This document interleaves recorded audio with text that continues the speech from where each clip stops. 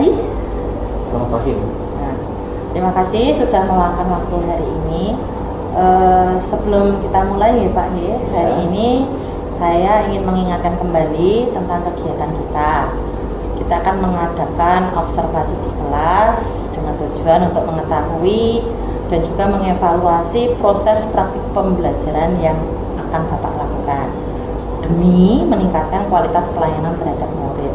Nah, nanti akan ada 3 tahapan observasi ya Pak ya. Ada bagian pra-observasi, observasi, dan juga pasca observasi.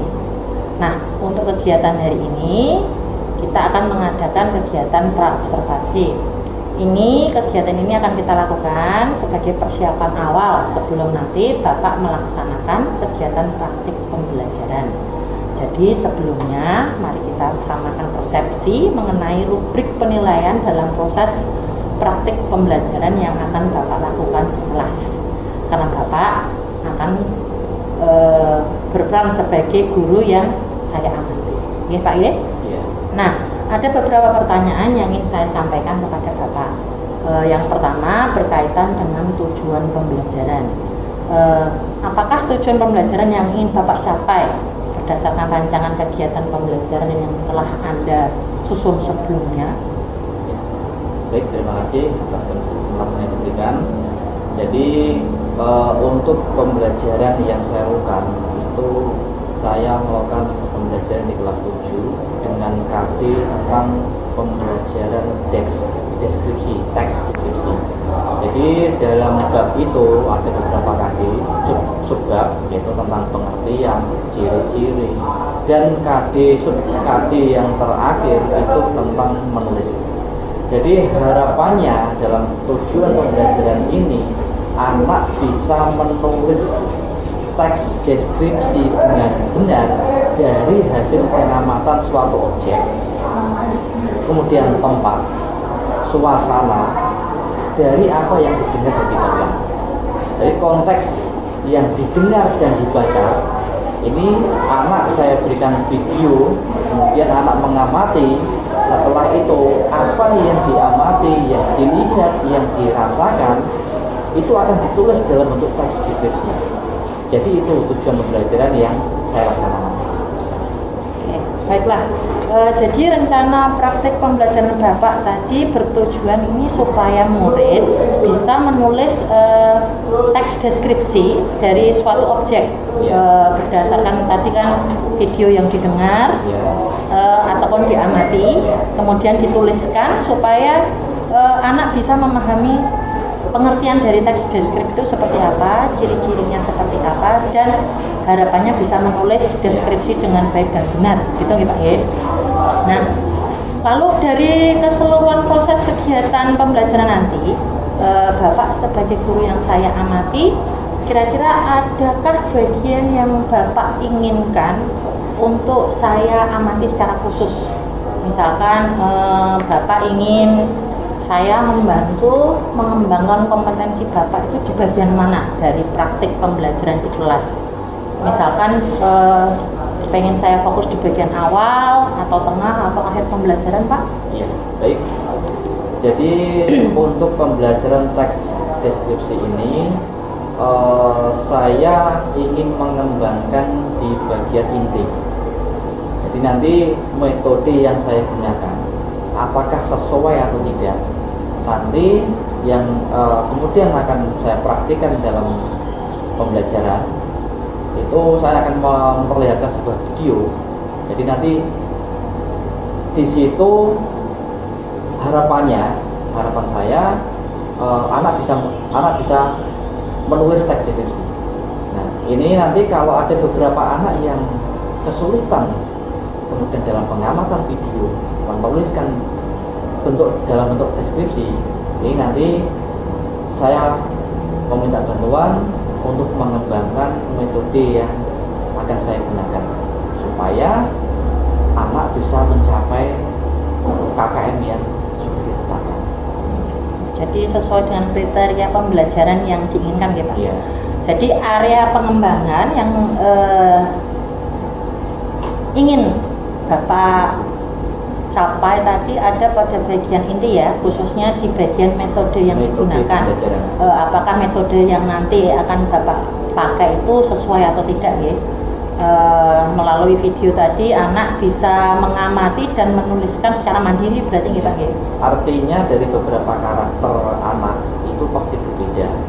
Ada yang visual, ada yang kinestetik. Nah, dari video nanti akan saya amati perkembangannya. Jadi kalau misal dalam saya memperlihatkan video itu anak bisa menulis semua, itu yang kami harapkan. Tetapi kalau tidak kan harus mencari metode yang lain.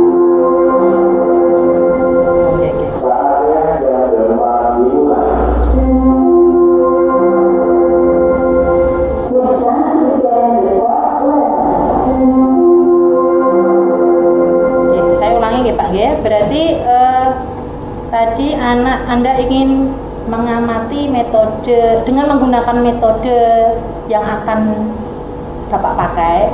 Nanti Bapak akan mengamati perkembangan dari masing-masing anak, apakah karakternya itu sudah sesuai dengan kebutuhan karakter anak gitu Pak? Iya. Oh, gitu. Nah, kira-kira untuk mewujudkan situasi ideal tadi, harapannya Bapak kan pengen anak itu bisa menulis teks deskripsi dengan baik. Iya. Kemudian dari video pengamatan bisa menyesuaikan dengan kebutuhan belajar anak ya. Kira-kira untuk mewujudkan situasi ideal tersebut seperti yang Bapak inginkan, strategi apa saja yang sudah Bapak persiapkan? Apa yang perlu dilaksanakan lebih dahulu, lalu fokusnya mau kemana lagi? Baik, jadi perencanaan awal itu untuk yang tahap inti itu memang saya menggunakan metode video, memperlihatkan video secara langsung melalui layar proyektor, kemudian anak mengamati. Jadi apa yang sudah saya ajarkan pada pembelajaran yang sebelumnya itu tentang ciri-ciri, tentang struktur yang digunakan, bahasa yang digunakan nanti, itu apakah sudah dipahami melalui praktik menulis teks deskripsi dengan melihat atau menonton video yang sudah saya perlihatkan. Jadi harapannya anak bisa semuanya lebih KKM. Kalau memang belum, itu nanti saya akan mempersiapkan metode yang lain supaya anak yang punya karakter yang berbeda, yang tidak sesuai dengan kebutuhan, itu juga mampu menulis teks deskripsi. Karena memang karakter anak berbeda, ada yang punya kebutuhan visual, ada yang kinestetik dan yang lainnya. Karena deskripsi ini berhubungan dengan apa yang dilihat, apa yang dirasakan, dan lain sebagainya.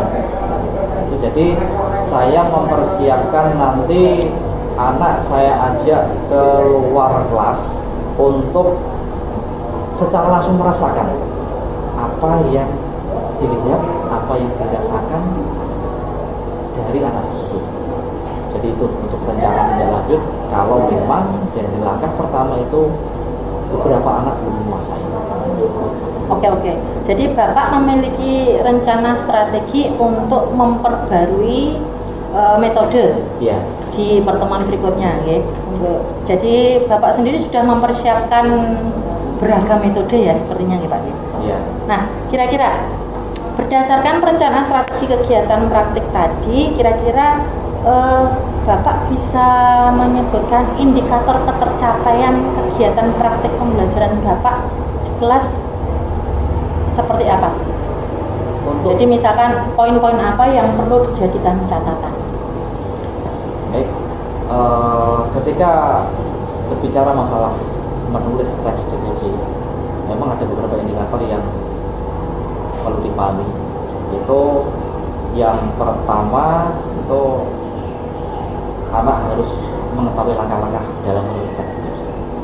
Langkah-langkahnya apa saja yang dipersiapkan, kemudian struktur yang digunakan, dan yang ketiga tentang menulis itu sendiri.